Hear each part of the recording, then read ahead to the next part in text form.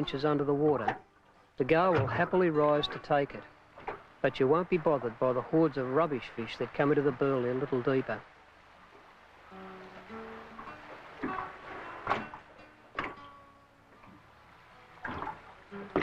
I never did grow out of tiddler fishing, and if there's one kind of tiddler I really fancy, it's these succulent sea-run garfish. There's no waste at all here, for the fish not eaten will make excellent snapper baits. As much fun as it might be to catch small fish at times, the bigger fish provide us with most of our thrills. Size is a relative thing. On the light tackle I'm using here, an average size salmon is a reasonable sort of a fish. When a larger fish comes along, you know all about it and have a real struggle on your hands.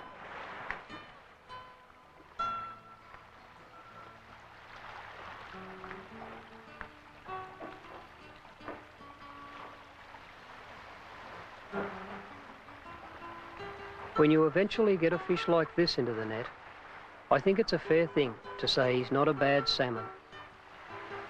But to the fellows next door who've been after the resident kings, that salmon is not much more than a big bait.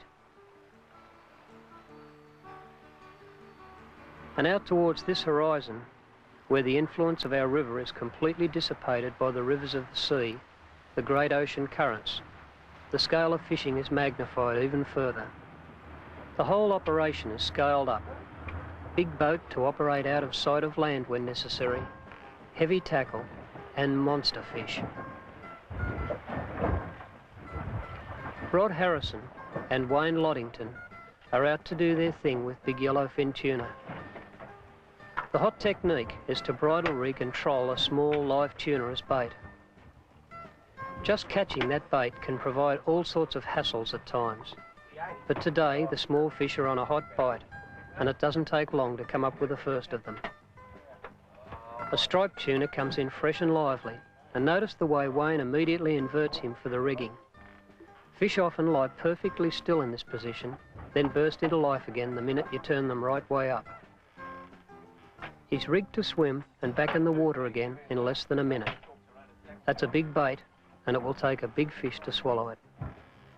The technique is to slow troll the bait until you find a taker.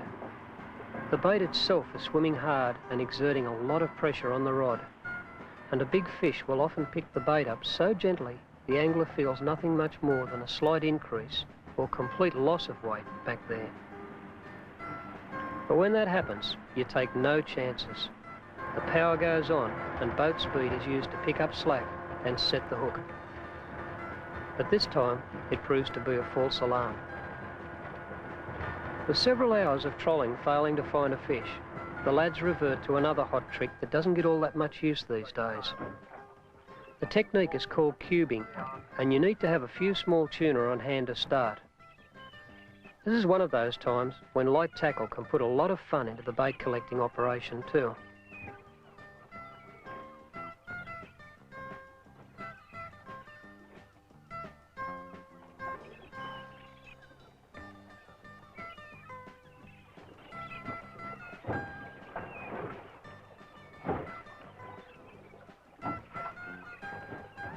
That's more than enough.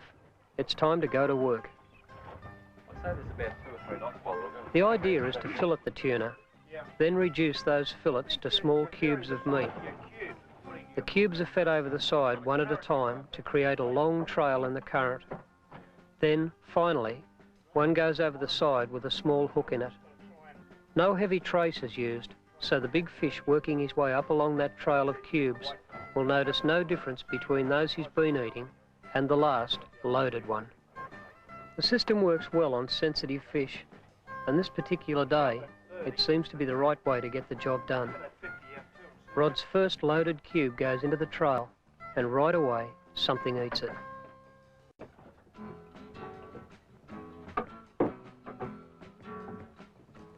Harrison feels the weight of the fish and calls him for around 20 kilos.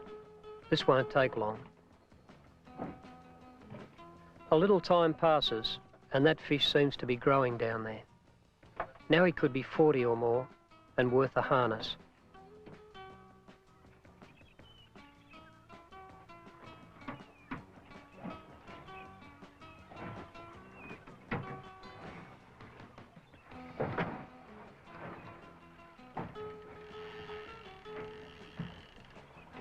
A light flying gaff comes out, but as time goes by, the gesture seems to be much premature, and eventually it goes back into the rack again.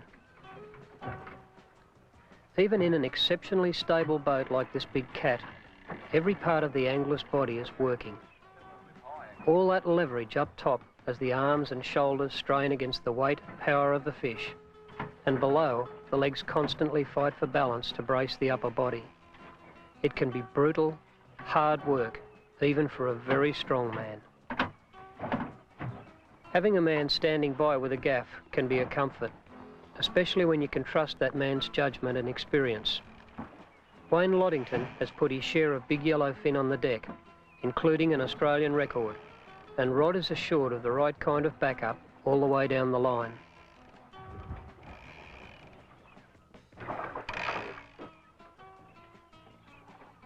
A lot of time has slipped by, and it's now 45 minutes since the hookup.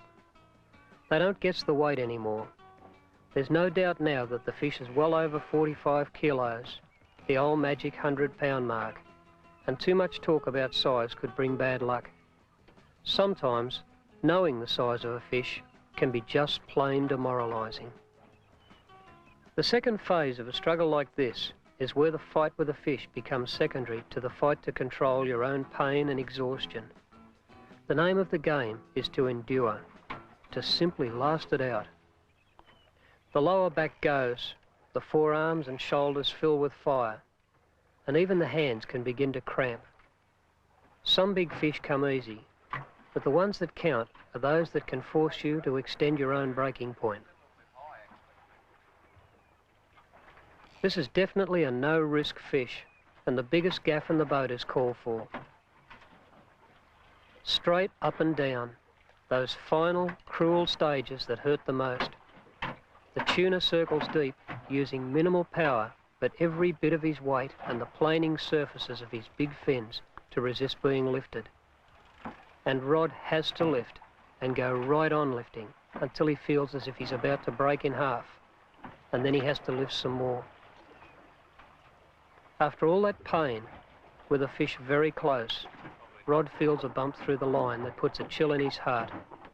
That bump could be a shark at the fish, or perhaps even worse, the first sign of a hook tearing loose. All he can do is keep working and just shut his mind to it. Finally, after over an hour of brutal punishment both ways, a big flash of metallic colour shows down deep, and at last he gives in and planes to the surface.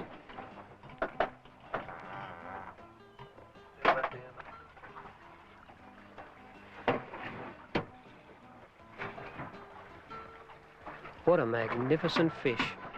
73 kilos, 161 pounds of muscle and heart.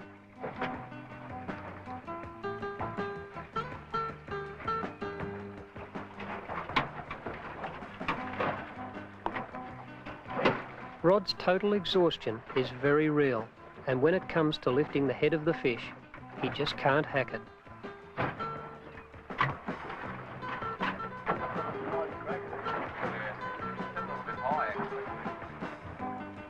They swap ends, and in he comes.